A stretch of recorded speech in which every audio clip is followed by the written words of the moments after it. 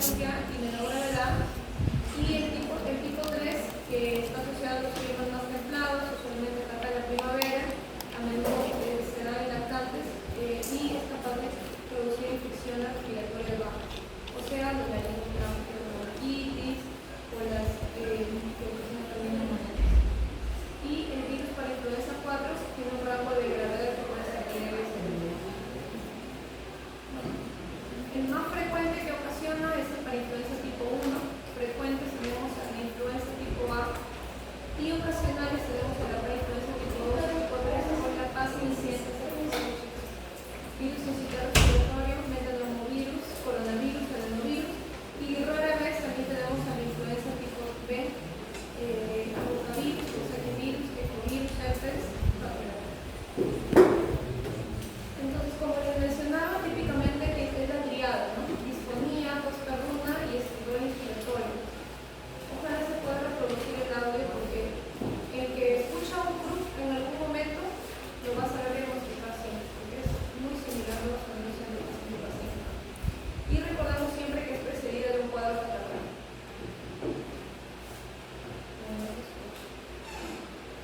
¿Saben cómo ponerle sonido a esto? Creo que está apagado atrás, pero...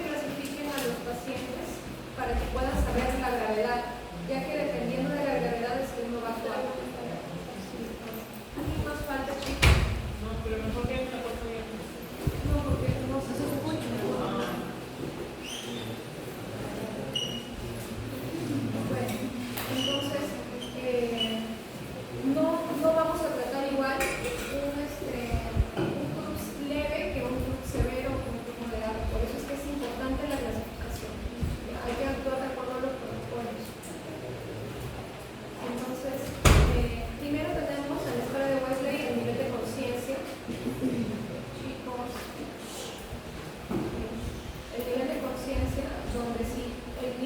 tensión está afectado, o sea, el sumo en estado normal, tiene 0 puntos, pero si el niño ya está desorientado, nos da diferente puntaje de 5 puntos. Luego tenemos a la cianosis, que si no está presente es 0. Si presenta cianosis solo cuando el paciente se agita, son 4 puntos. Y si es el reposo, son 5 puntos. El estridor, que puede estar ausente, por eso es que el hecho de que el paciente no tenga estridor no quiere decir que no tenga cruz. El estridor nos habla de un mayor compromiso, digamos, una mayor obstrucción. Entonces, si está ausente, son 0 puntos. Perdón, si está ausente es 0 puntos. Cuando se agita, presenta estridor, 1 punto, pero si está en reposo y el paciente está presentando estridor, son 2 puntos. Con respecto a la entrada de aire, si pasa bien 0, si está disminuido 1 punto, y si está muy disminuido 2 puntos. Y finalmente las retracciones, va de 0, leve, moderado, severo, y va de 0 a 3. Entonces se suman los puntajes, y si es menor o igual a 2, se considera como un cruz leve. Si es de 3 a 7, se considera como un cruz moderado. Si es de 8 a 11, se considera severo. Y si estamos frente a un puntaje mayor o igual a 12, nos habla de una insuficiencia respiratoria inminente. Con respecto al diagnóstico del CRU, no he hecho más láminas. Chicos, por favor, hablan demasiado. Entonces, con respecto al diagnóstico, no he hecho más láminas porque el diagnóstico es clínico, ¿ya? Solamente vamos a pedir tal vez una imagen cuando tengamos sospechas de otra cosa que no sé. Si es un cuadro muy agudo que no ha sido precedido de síntomas catarrales, de un momento a otro, el niño estaba jugando, conversando, jugando normal y de pronto empezó con exterior y nos hace sospechar de que no sea un CRU, ¿qué podría ser? Un cuerpo extraño. Exacto. Entonces, en ese caso tenemos imágenes, ¿ya? O si es un niño que tiene fiebres muy altas, ¿no? Que ya no nos aleja de un CRU, estamos sospechando de un exceso de encefalitis, no sé, que por convención puede estar comprimiendo la laringe. Entonces, ahí tenemos imágenes, radiografía, tomografía, etc.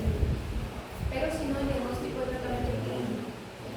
¿Qué podemos encontrar en la radiografía?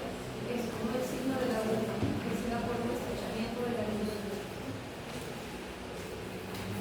Ahora, con respecto al manejo del CRU, como ya sabemos cómo clasificarlo, entonces, en el tratamiento del CRU leve, podemos usar la dexametasona. Va a encontrar referencias que dicen dexametasona a 0,15, a 0,30 o a 0,60 miligramos por día. Realmente se han hecho múltiples estudios y demuestran que no hay ninguna diferencia entre una u otra dosis. Algunas referencias manejan dosis máximas de 8 miligramos, otras de 10, hay otras de 12, y por ahí en un momento leí una de hasta 16 miligramos como dosis máxima de dexametasona. ¿Cómo se da la dexametasona? ¿En horario o en dosis única? ¿Cuántos días? En dosis única. Es dosis única, entonces le damos ahora y doctora, ¿cada cuánto le doy? Ya no solamente en dosis única. ¿Se puede repetir? Sí, se puede repetir, ¿no? Pero por lo general se debería dejar la dosis única. Solo se deja pues si es que el bebé es un empeoramiento, al día siguiente o algo así. También te recomiendo que puedes usar o bien la dexametasona o la budesonida nebulizada. Pero ¿qué pasa? No es la de elección porque la budesonida nebulizada se usa como un nebulizador y a veces esto puede afectar más al niño. Ahora, en un CRU leve, lo ideal es darle la dexametasona también vía oral. Siempre que la vía oral podamos optar por la vía oral, hay que tomarla como la primera elección. Entonces, luego damos la dexametasona vía oral o la budesonida nebulizada y observamos por 2 horas al paciente. Si los síntomas desaparecen, el estridor ha desaparecido, lo mandamos a casa con signos de alarma. Pero si los síntomas empeoran, ¿no? A pesar de que le diste su dexametasona, el paciente de lo que estaba con un estridor a la infectación empieza con un estridor en reposo, entonces lo consideramos como un CRU moderado. Cuando estamos frente a un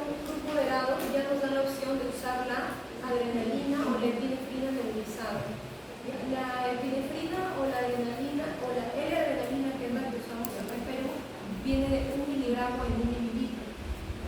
Eso quiere decir que una ampollita tiene un miligramo. Cada mililitro es una ampollita chiquita, así, tiene un mililitro, un miligramo de adrenalina.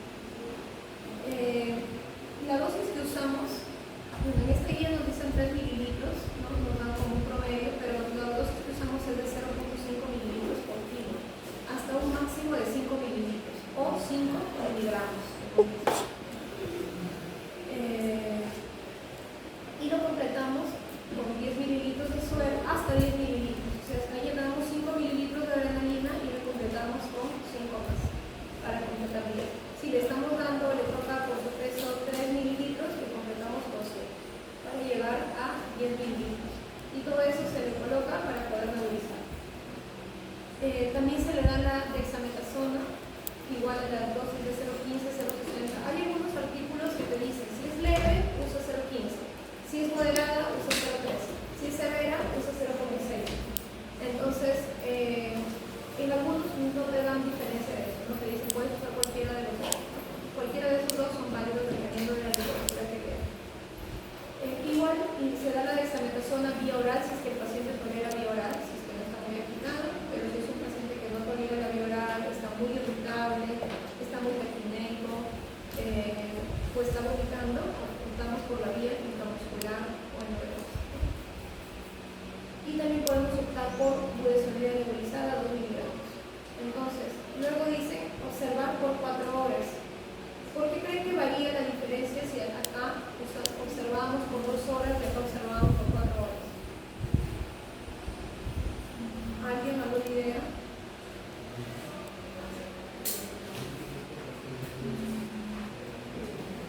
Es por el efecto de la adrenalina. La adrenalina puede tener, acá está, su efecto rápido comienza a los 10 minutos, con un pico máximo a los 30 minutos y tiene una duración aproximada de 2 horas. Puede durar de 2 a 4 horas, como máximo.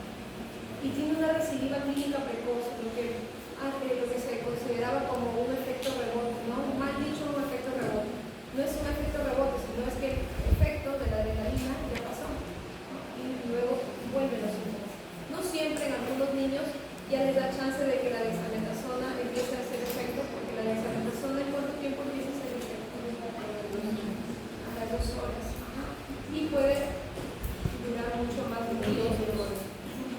Su pico máximo es a partir de las 12 horas más o menos. Entonces, ya a las 2 horas ya empieza a hacer efecto la dexametasona mientras se va acabando el efecto de la adrenalina.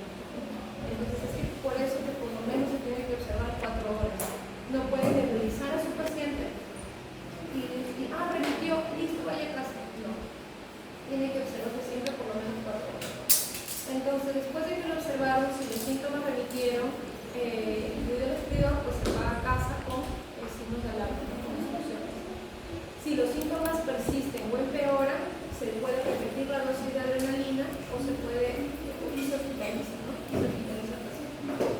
Si ya estamos frente a un club severo, igual te dan las mismas recomendaciones, ¿no? Adrenalina nebulizada, dexametasona, y ya se administra dexametasona intramuscular o endovenosa y se ingresa a la hospitalización y hay que considerar la intubación endotraqueal, pues es que el paciente no remite. Algunos, como ven en esta guía de acá, no menciona cada 20 minutos, ¿no? Hay algunas guías que por ahí recomiendan, por un nivel de evidencia bajísimo, por recomendación de expertos, repetir cada 20 minutos por 3 veces y valorar. Pero por lo general es una sola dosis y repetir cada 1 hora si es que el paciente lo merita.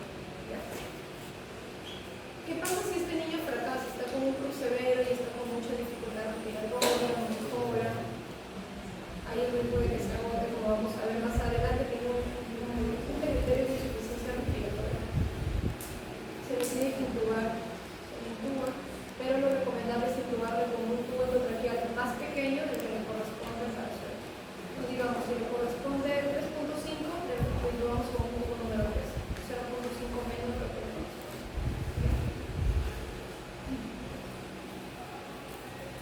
Y bueno, este es un cuadrito de los diagnósticos diferenciales de la laringitis viral. viral, como mencioné, la edad más frecuente de la laringitis viral es de 6 meses a 3 años, la espasmódica de 2 a 6 años, la epiglotitis aguda de 2 a 5 años, la traqueitis bacteriana es en niños más grandes, hasta los 10 años, y el acceso a la faringe también es en niños de 25 años. Con respecto a los pródromos, la laringitis viral cursa con catarro, síntomas respiratorios altos, mientras que la laringitis espasmódica y la epiglotitis aguda no suelen presentar. Después, con respecto al inicio, en la laringitis viral es gradual, ¿no?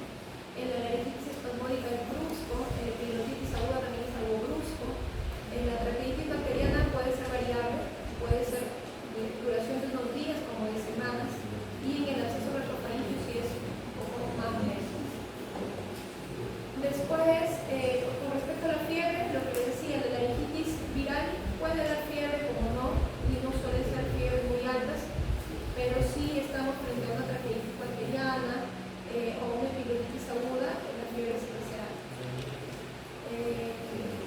El estridor típico de la laringitis viral, el acceso, por ejemplo, es el que menos estridor nos puede dar.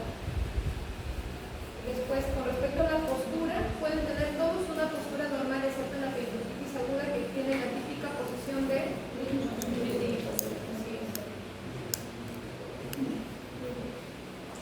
Entonces, continuamos con insuficiencia respiratoria. El fracaso o la insuficiencia respiratoria aguda tiene lugar cuando los pulmones son incapaces de entregar el oxígeno o eliminar el CO2 necesario para satisfacer las necesidades metabólicas, y se debe al fallo agudo de una o más de las diferentes fases de la respiración, ya sea desde el transporte de oxígeno al alveolo, la difusión de oxígeno a través de la membrana alveolar capilar, la transferencia de oxígeno desde los pulmones a los tejidos o la eliminación de CO2 desde la sangre al alveolo para ser exhalado.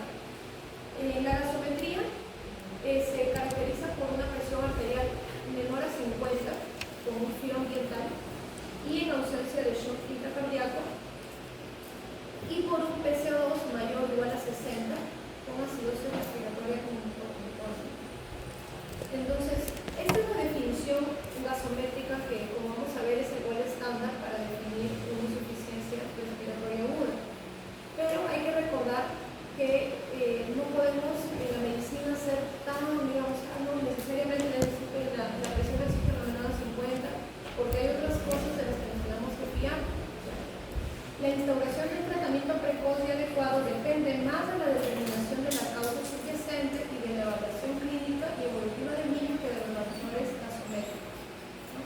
Entonces, ¿qué pasa si tenemos, por ejemplo, no sé, tomamos una radiografía, es un niño que está con un patrón, unos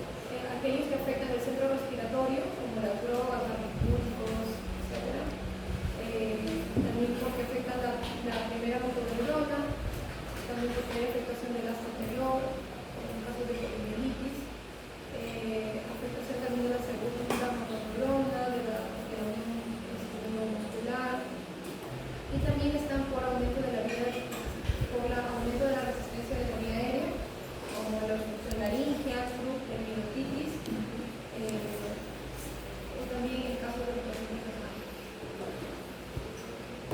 Clínicamente vamos a encontrar un paciente taquinéico y una respiración lenta y regular.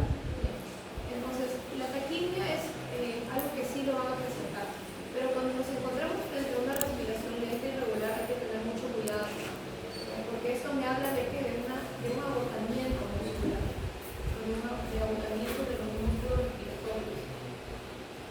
Y esto me habla de una insuficiencia respiratoria grave y de una parada cardiorrespiratoria inminente. Entonces, esto es para tenerlo en cuenta y actuar de forma precoz. Bueno, ni tan precoz, porque precoz hubiera sido detectarlo antes, ¿no? Eso ya es algo también. Pero por lo menos evitar la parada cardiorrespiratoria. El trabajo respiratorio, donde vamos a encontrar pues tiraje, el uso de costal, external, la cianosis, que no siempre se va a encontrar, pero podemos encontrarla, y cuando se encuentra es porque la saturación de 50 menor a 4, chicos. 4. Cianosis. Menor a 85. Cuando la saturación ya está menor a 85, ya recién uno puede visualizar la cianosis. Entonces también es un criterio tardío. ¿Qué tenemos para medir la saturación? El saturómetro es un instrumento bueno, ¿no? Que no es invasivo, pero más que la saturación incluso, porque a veces dicen, ay, está saturando 100%, sí, pero el niño está con tremendo esfuerzo inconsciente. No podemos también solo fiarnos de eso. ¿Ya? Siempre va a valer más la clínica del paciente. Y pues si hay bradicardia, hipotensión, alteración de conciencia, también son signos ya tardíos y también me hablan de una falla cardiorrespiratoria inminente. Con respecto al diagnóstico, como les mencioné, el gol estándar es la gasometría arterial, y en el AGA uno puede encontrar el pH, la presión arterial de CO2, de oxígeno, bicarbonato, exceso de gases, saturación. La saturación nos sirve para, muchas veces a veces tenemos dudas sobre si la muestra que se tomó fue una muestra arterial o una muestra venosa. Entonces, uno lo puede detectar porque rápidamente la sangre arterial tiene como que es más rápida, no llena más rápido la arterina. Pero si te quedan dudas, uno puede verlo con la saturación. Si tu paciente satura 99, 100%, tu saturación de tus gases tiene que salir similar. Pero ¿qué pasa si tu paciente satura 99 y tus gases te salieron en 90 o en 89? No coincide, ¿verdad? Entonces, eso me habla de que probablemente sea una muestra mixta, o sea que haya sangre arterial y venosa, o que sea una muestra venosa. Entonces, hay parámetros, y como ven acá está el pH, el CO2, ¿y cuánto es lo normal, chicos? 7.35 a 45. La presión de oxígeno Es 60 a 100. 60 a 100. mayor de 60. Mayor de 60. Acá 137 seguramente porque el paciente está con oxígeno, ¿no? Y puede salir en edad más de 100. Nosotros evaluamos algo que se llama el PAFI, que es el cociente de presión arterial de oxígeno entre el PO2 o la tasa de oxigenación, y determina la gravedad del hipoxemia. ¿Qué quiere decir? Por ejemplo, este paciente tiene un PO2 de 137, se divide en 137 entre el PIO que está usando el paciente. Imaginemos que este paciente está con una máscara Venturi y está con 50 de PO2. ¿Cuánto sería su PAFI? ¿Cuánto? 50 de ¿Sí lo entendieron, chicos? El PAFI, el cociente PAFI es presión arterial de oxígeno entre el PO2.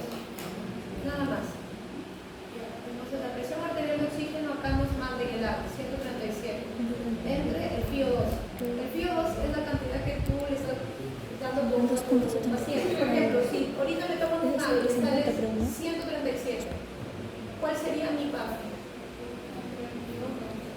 Ya, sería 137 entre 21. 21. No, es entre 0.21. ¿Cuánto sería? 650. 650, perfecto. Pero obviamente no me va a salir así porque yo no estoy recibiendo oxígeno. Entonces es un paciente que está recibiendo oxígeno. Ya, ahora imaginemos que es un paciente que está recibiendo oxígeno, está con una máscara Venturi y le están dando un FIO 50 o 0.5. ¿Cuánto sería? 274. Entonces,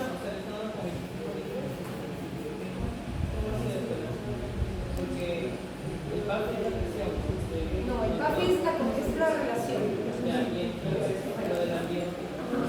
No, no es el ambiente, es la concentración de oxígeno que están administrando. No, pero dime una parte. Porque le estoy dando. Ah, ya, lo que pasa es que a los chicos, como. Ya, entonces, cuando uno administra oxígeno, hay dispositivos que tú puedes especificar la cantidad de FIO2 que le estás dando. Por ejemplo, uno de ellos es la máscara Venturi. Por eso es ideal para contar oxígenos en pacientes que no están con mucho distrés. Tú ahí puedes administrar FIO de 35. Cuando vean una máscara Venturi en sus hospitales, miren y van a ver que dice flujo 12, FIO 35, como digamos, o flujo 12, FIO 40, flujo 15, FIO 50. Bien. Entonces, ahí tú sabes exactamente cuánto FIO2 le estás dando. En una cánula de alto flujo, tú también puedes colocar cuánto flujo y cuánto FIO2 le estás dando. Es como la cantidad de oxígeno que le estás dando al paciente. Es algo que tú no puedes tener exactamente con una cánula venasal. La cánula venasal tú no tienes forma de colocar el FIO. Entonces, digamos, tradicionalmente se ha usado que una cánula, si uso 2 litros, ¿cuánto es FIO? 28. Pero es algo, digamos, muy empírico. La forma exacta de administrar un FIO2 es con un dispositivo que se haya demostrado que te está administrando esa cantidad de oxígeno. Entonces, ¿cuánto le salió? El 275. 274, ya. Entonces, cuando estamos con un PAFI de más de 200, pues es un paciente que está yendo bien. ¿Y qué me indica si está con un PAFI más de 200, si está con hiperoxemia en la gasometría? Que le puedo ir reduciendo un poco la cantidad de oxígeno. Entonces, si estaba con un FIO 50, tal vez podríamos bajarle a un FIO 40. ¿Ya? Para eso nos sirve. Y también tenemos el índice de oxigenación, pero que ya lo usamos en pacientes que están en ventilación mecánica, porque la presión media, o sea, el índice de oxigenación es 100 por FIO, que por ejemplo, si el FIO 50 sería 100 por 0.5, que sería 50. Por 100 por 100. Ya. 100 por el FIO, que sería, por ejemplo, si el FIO 0.5 sería 50, por la presión media de la vía aérea. La presión media de la vía aérea, la única forma de verla es en el ventilador mecánico. Cuando uno está intubado, el ventilador rebote ese valor. Y todo eso lo dividimos entre la presión arterial de oxígeno, que es lo de los. Pero eso lo podemos ver en la ventilación mecánica. O sea, si en el examen les preguntan, calcule el índice de oxigenación y no tienen datos de la presión media de la vía aérea, no van a poder calcularlo. Con respecto al tratamiento, el manejo se basa en 2 pilares. Uno es tratar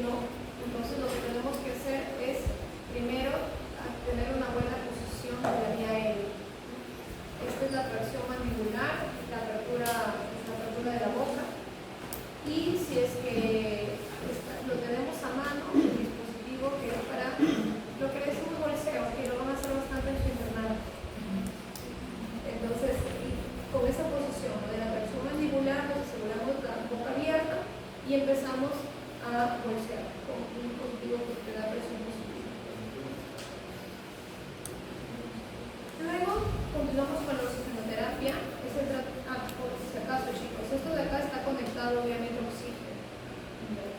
Si no tienen oxígeno, bueno, que sea la posición y tratar de, aunque sea sin oxígeno, ¿ya? Pero tiene que estar conectado a oxígeno, que se está en un hospital o en un punto de oxígeno.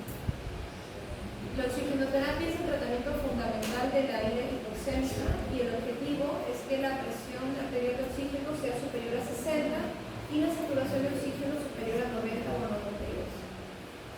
Es importante mantener una presión arterial de oxígeno adecuada y para esto no solamente tenemos que dar oxígeno, sino también influyen otras cosas como el gasto cardíaco y la hemoglobina. Por eso es que ustedes saben a partir de cuánto uno transfunde a un niño. El paquete globular. 7. 7. ¿Verdad? Pero van a ver cuando en los hospitales que los pacientes a veces que están con 8 o 9 de hemoglobina, uno les transfunde el paquete globular así no sea 7. Sobre todo en quienes hacemos esto, en los pacientes que tienen insuficiencia respiratoria aguda, porque esto les va a ayudar a subir la hemoglobina y eso también aumenta el aporte de oxígeno. Tratamos de mantener una hemoglobina por lo menos mayor a 10. Y el gasto cardíaco también. El paciente tiene que estar bien hidratado, con una presión cardíaca. Y tenemos otros dispositivos como la cánula de alto flujo, ¿no? Donde uno permite dar flujos más altos y también controlar el PO2, el CPAP, el MIPAP y la ventilación no invasiva. El mejor factor predictivo del fracaso del VNI, que es la ventilación no invasiva, son las necesidades elevadas de oxígeno al ingreso, o sea que rápidamente esté requiriendo un PO2 mayor a 0.6 y que la PCO2 inicial de las pocas horas y las necesidades elevadas de oxígeno al inicio y que se eleve el PCO2, o sea que se encuentra elevado en la presión de CO2 al inicio o a las pocas horas de que ya llegó diciendo. Y la patología en la que más fracasa es el síndrome de estrés respiratorio agudo severo, ¿no? Es el síndrome de estrés respiratorio agudo en las principales. Es en el que más va a fracasar el método invasivo. La intubación y la ventilación mecánica invasiva constituyen el método definitivo de soporte. Bien, ahora continuamos con bronquiolitis. Con respecto a la bronquiolitis, es una infección aguda de vías respiratorias inferiores, frecuente en niños menores de 1 año y supone el 18% de todas las hospitalizaciones pediátricas. Existen varias definiciones. Una de las más importantes y que siempre me preguntan es la definición de Macron, en que en el año 1993 estableció algunos criterios clínicos, como por ejemplo que sea el primer episodio agudo de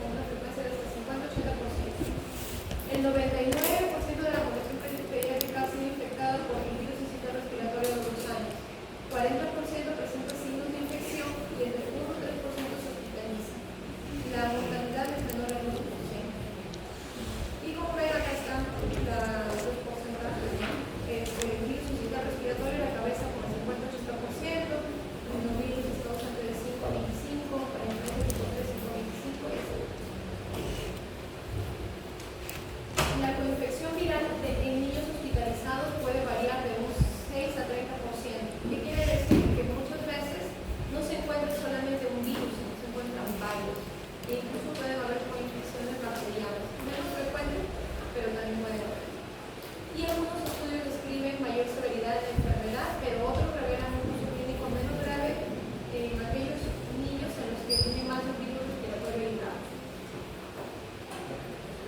Con respecto a la fisiopatología, bueno, la infección se da porque hay un contacto con secreciones contaminadas, ya sea por contacto directo de la vía respiratoria con las secreciones o a través también de poros. La propagación del virus hacia la vía respiratoria baja a través de la mucosa respiratoria. Hay una replicación del virus que ocasiona inflamación y edema de la mucosa y submucosa, necrosis epitelial y pérdida ciliar. Esta pérdida ciliar ocasiona una disminución en el transporte de las secreciones celulares desde la vía bronquial hacia la vía aérea superior, ocasionando una obstrucción de los bronquiolos terminales y alteración del flujo de aire al pulmón. Entonces, acá tenemos más o menos cómo es la progresión de la infección desde la nasofaringe hacia la vía respiratoria baja. Tenemos a los biliones de virus sensicial respiratorio que se unen a las células epiteliales y las células de la nasofaringe desprendidas y aspiradas van llevando este virus sensicial respiratorio hacia el tracto respiratorio inferior. Esta replicación de los virus da como resultado un desprendimiento de células epiteliales, infiltración de células inflamatorias, edema, aumento de la secreción mucosa y alteración del movimiento ciliar. Todo este desprendimiento de células epiteliales, el aumento de la producción de moco, los espíritus celulares, ocasiona que se obstruya la vía respiratoria, ¿no? ¿Y qué pasa cuando se obstruye? Este aire atrapado se absorbe en los alveolos distales y conducen a una atelectasia localizada. Y es lo que produce el colapso alveolar o la famosa atelectasia. Entonces, ¿qué hace que unos niños sean más propensos a tener bronquiolitis y que otros no? Se han descrito múltiples factores de riesgo para desarrollar bronquiolitis, los cuales se clasifican en modificables y no modificables. Los modificables es, por ejemplo, la exposición a tabaco, los factores socioeconómicos y los niveles de vitamina D en los niños. Como habíamos mencionado, los niños que tienen lactancia materna tienen que consumir suplemento de vitamina D, todos, porque ya se ha demostrado que todos los niños tienen deficiencia de esta vitamina D. Y los no modificables es la edad, ¿no? Por ejemplo, los niños más pequeñitos tienen mayor riesgo de hacer bronquiolitis, sexo masculino, hermanos en edad escolar, recién nacido pretérmino, enfermedad pulmonar crónica, cardiopatía congénita o inmunodeficiencia. ¿En qué casos puede ser más grave una bronquiolitis?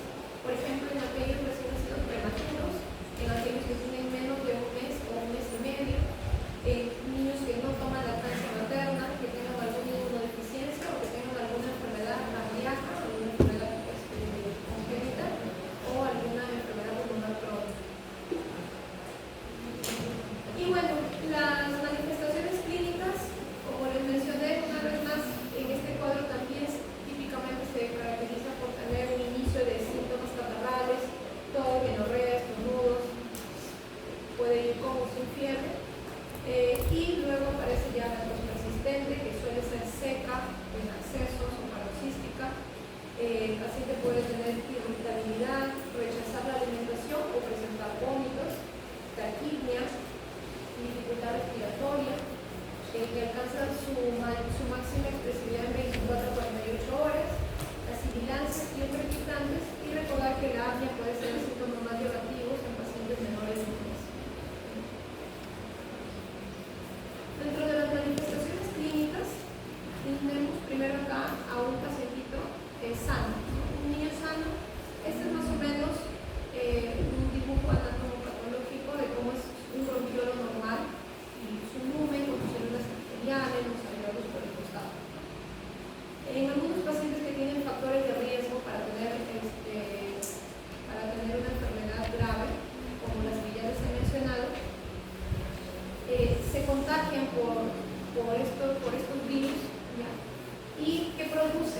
produce, como ven acá, completamente diferente a esta imagen de acá, ¿no? Acá ya vemos que hay un edema celular, infiltración, compresión. Miren el edema alrededor del bronquiolo comparado, ¿no? Miren acá todo este evento. Hay mayor secreción de moco, desprendimiento de células, y todo esto ocasiona una obstrucción. Entonces, todo el aire que pasaba por este espacio, ahora miren el pequeño espacio que nos queda. Entonces, hay una acumulación de tejido, de moco, células, dentro del lumen y también alrededor del bronquiolo, ¿no? También produce una compresión externa. Entonces, después de un periodo de incubación de 4 a 6 días, se desarrolla fiebre, congestión, rinorrea, vitalidad, alimentación eficiente. 2 a 3 días después, aproximadamente un tercio de los pacientes tienen diseminación de la infección a las vías respiratorias inferiores, generando la bronquiolitis. Sí se caracteriza por tos, taquines, sibilancias, crépitos, aleteo, dependiendo de la dificultad o grado de bronquiolitis que tenga. La hiperinflación o la hiperinsuflación se da cuando el aire queda atrapado detrás de los bronquiolos ocluidos. El aire atrapado en los alveolos se absorbe, lo que produce una penetración local distal de la absorción. Y el aumento del trabajo respiratorio y la disminución de la función pulmonar se produce por falta de coincidencia de la ventilación y la perfusión, lo que resulta en una mayor infección. Con respecto al diagnóstico, nuevamente el diagnóstico es clínico, ¿no? Decir que tiene bronquiolitis, por eso le voy a pedir una radiografía, tampoco, ¿ya? Las radiografías tampoco se piden para diagnóstico de bronquiolitis. ¿Cómo es el diagnóstico, chicos? Clínico. ¿Ya? El diagnóstico es clínico. Hay que preguntar los factores de riesgo de los que ya hemos hablado. Factores de riesgo para una enfermedad grave. Todo esto hay que preguntarlo bien para saber frente a qué paciente estamos. Porque también es diferente que yo tenga un paciente de, digamos, 6 meses o 8 meses y que tenga una cardiopatía congénita a un niño sano. Si yo veo un niño que está con una bronquiolitis leve, pero tiene una cardiopatía congénita, yo le voy a recomendar que se hospitalice. ¿Para qué? Para observación. Hay diferente a otro niño, ¿no? Que yo le voy a explicar bien a la mamá los signos de alarma y que por una emergencia sí presentar algunos de los signos de alarma. Para eso sirve, ¿no? Para en qué niños tienes tú que hospitalizar. Si es un niño con VIH y viene con una dificultad respiratoria leve, no lo vas a mandar a su casa. Eso es lo que pasa muchas veces. Generalizan a los pacientes, ¿no? Si es un niño con VIH, es más probable de que haya infectado un virus mucho más agresivo. ¿Y cómo se llama este virus que los afectan, este parásito que afecta a los... Girovesi. ¿Cómo se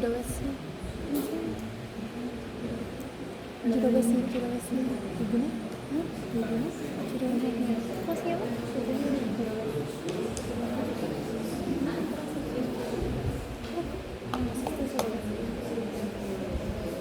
Namocystis girovesi. Es parásito.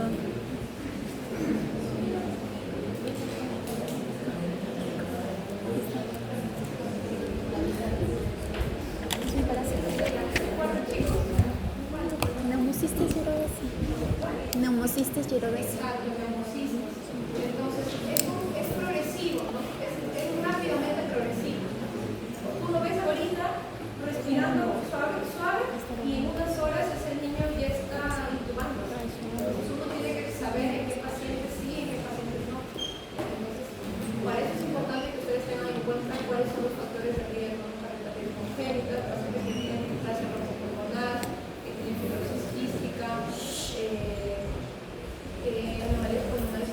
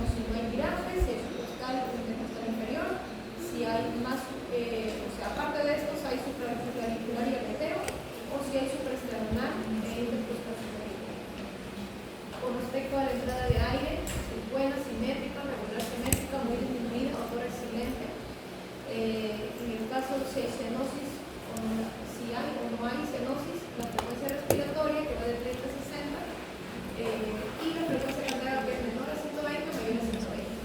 Pero también hay otra escala que es el Goodowner modificado, en la que ya te quita la frecuencia respiratoria, la frecuencia cardíaca, pero te agrega la saturación de oxígeno. ¿Ya? En la que aquí estaba de 0 a 2.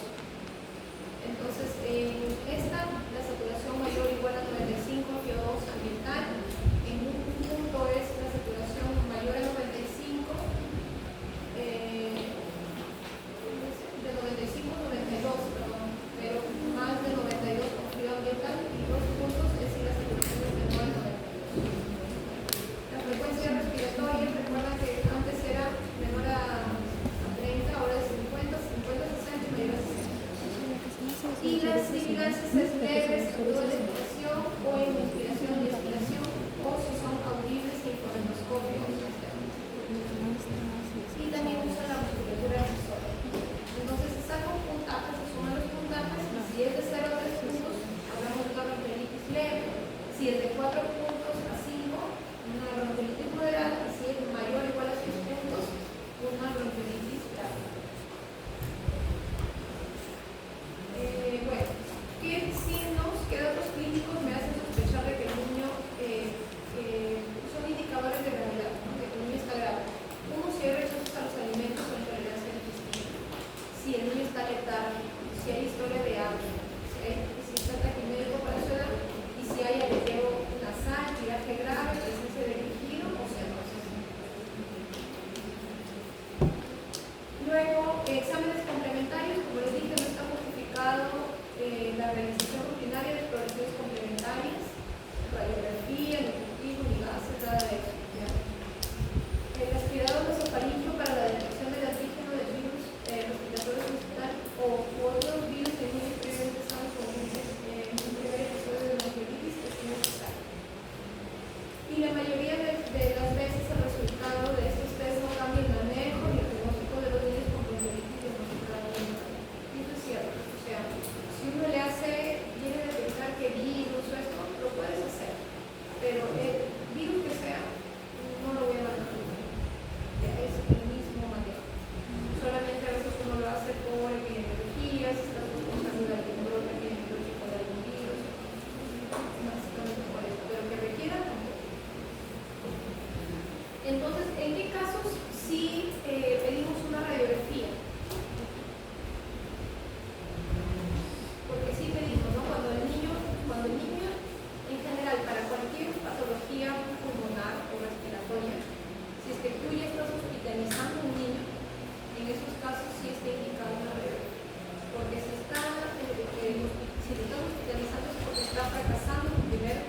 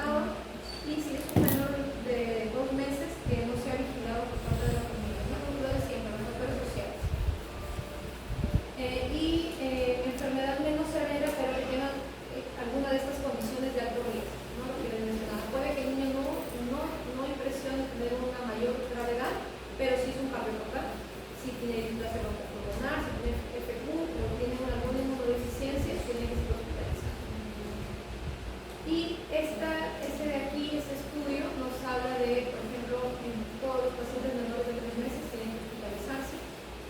Si hay presencia de comorbilidades también. Y el medio socioeconómico y familiar o la accesibilidad al sistema de salud. Los días de enfermedad son una variable importante para la toma de decisiones. Debe tenerse en cuenta el tiempo de evolución del proceso. La posibilidad de agravamiento es mayor si está en una fase temprana, o sea, si está en las primeras 24 a 48 horas y o presenta una evolución rápida de la sintomatología. Y como les mencionaba, el tratamiento básicamente son medidas de soporte, la desobstrucción de la vía aérea superior, ¿no? Que para esto se tiene que realizar de forma suave, superficial, no traumática, puede ser mediante lavado o con gotitas de suelo fisiológico y la aspiración posterior. Esto permite asegurar la permeabilidad de la vía aérea superior y mantener la ventilación y puede contribuir a disminuir el riesgo de algunas complicaciones como la otitis. El tratamiento también de soporte tenemos a la posición, que la idea es la del punto supino y la elevación de la cuna, de la cabecera de la cuna en 30 grados. Y el lavado de manos. Con respecto a la hidratación, si es que el niño tolera vía oral, sería lo ideal, pero si es que no tolera vía oral, pues tenemos que reemplazarlo por una vía parenteral. Si el niño está muy taquimeico, muy agitado, con los tonos accesorios, también optar por la vía parenteral. Con respecto a la nutrición, cuando la frecuencia respiratoria es mayor a 60, se asocia a congestión no es tan importante, el riesgo de aspiración es real, por lo que la alimentación por vía oral podemos ser segura. En estos casos, podemos optar por la sonda nasogástica para alimentar al bebé. Y lo otro es la oxigenación. Este es el principal objetivo a tratar en casos de bronquiolitis. En relación a los valores de la saturación de oxígeno tampoco hay un consenso, pero NICE nos dice que demos oxígeno cuando la saturación esté menor a 90, mientras que la Academia Americana de Pediatría y la Sociedad Canadiense nos dicen que administremos oxígeno cuando la saturación está menor a 90. Después nos hablan sobre la oxigenoterapia en cánula de alto flujo. Tenemos también dos escuelas, la Asociación Española de Pediatría, que nos dice que la oxigenoterapia de alto flujo mejora las escalas clínicas, la frecuencia respiratoria y cardíaca y disminuye la necesidad de intubación e ingreso a UCI. Mientras que la Asociación Americana nos dicen que si bien son prometedoras, todos los estudios que hay sobre la oxigenoterapia de alto flujo nos dice que no hay ensayos clínicos que demuestren que realmente que nos avale que se pueda recomendar la oxigenoterapia de alto flujo. Y lo que sí se ha reportado es el neumotórax como una complicación. ¿Cuándo suspender? Tampoco existe un consenso en cuanto a suspender el oxígeno, pero sí por recomendación de expertos con un nivel 5 de evidencia, nos dicen que puede descontinuarse si la saturación de oxígeno es mayor o igual a 93, respirando CO2 ambiental con un mínimo de trabajo respiratorio y siempre cuando el paciente tolere la vía oral. Con respecto a la fisioterapia respiratoria, tampoco ha demostrado que tiene evidencia científica en pacientes con bronquiolitis. Se podría sí considerar en pacientes que tienen alteraciones neuromusculares, que requieran un drenaje mayor de secreciones, pero lo que sí se ha demostrado es en las atelectasias. Cuando hay atelectasias sí es ideal hacer una fisioterapia respiratoria. Y con respecto al uso de broncodilatadores, como hemos visto, durante la fisiopatología de la bronquiolitis no hemos hablado nada de músculo liso ni de broncoconstricción. Entonces no están recomendados tampoco el uso de salbutamol.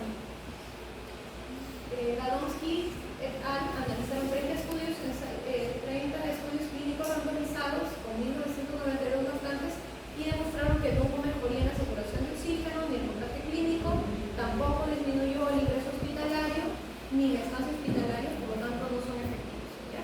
Fisiopatológicamente tampoco hay nada que nos diga que pueda funcionar el metabolismo. Sin embargo, la Asociación Española de Pediatría nos menciona que puede haber un subgrupo de pacientes respondedores en caso de que se considere oportuna la utilización de un broncodilatador Se recomienda realizar una prueba terapéutica y solo continuar usando el broncodilatador si es que existe una respuesta clínica favorable. ¿Ya? Entonces, ¿quiénes podrían ser este subgrupo de pacientes? Pacientes que tal vez están debutando con un asma de lactante, ¿no? Como una crisis asmática de lactante, pacientes que tienen factores de riesgo, que son atópicos, que tienen rinitis alérgicas, que tienen hermanos asmáticos, padres asmáticos. En esos pacientes podemos optar por usar el salbutamol porque tal vez en ellos sí haya cierto compromiso de broncoespasmo, pero recuerden siempre hacer la prueba terapéutica. O sea, haces la prueba terapéutica, evalúa si hay una respuesta con beta 2 y si funciona, continúas. Si no, se corta. Con respecto al uso de la adrenalina, la Asociación Americana de Pediatría plantea que podría utilizarse solo en casos de rescate en cuadros graves. Y la Asociación Española de Pediatría menciona que comparado con un placebo, algunos estudios han observado una cierta mejoría clínica y una ligera disminución de la tasa de ingresos, pero no hay diferencias en cuanto a la estancia hospitalaria. Y realmente tampoco hay estudios que avalen su uso rutinario. Y podríamos dejarlo reservado solo para casos graves. No es como que ya le di todo, no mejora, bueno, probemos con adrenalina. Y podría tal vez haber algún tipo de respuesta en casos graves. La adrenalina nebulizada asociada a dexametasona ofrece resultados prometedores, pero necesita ser corroborado con otros estudios. Con respecto al uso de anticolinérgicos, no se ha encontrado ningún beneficio, ni solo ni en combinación con beta 2. Con respecto a los corticosteroides, tampoco en una revisión popular de 2013 no se han encontrado diferencias significativas, así sean con corticoides inhalados o sistémicos. Y finalmente se concluye con un buen grado de evidencia 1A, grado de recomendación A, que el uso de corticoides sistémicos o inhalados no están recomendados en el tratamiento de bronquiolitis aguda. Con respecto a la solución hipertónica al 3%, se hizo una revisión Cochrane en el 2013 que fue actualizada en el 2015 y te menciona que las nebulizaciones con solución hipertónica reducen la estancia media de hospitalización, mejoran la sintomatología de pacientes con bronquiolitis leve moderada luego de 24 horas de su uso. Refieren que no se debería usar en pacientes en el servicio de urgencias, pero sí podría ser útil en pacientes hospitalizados.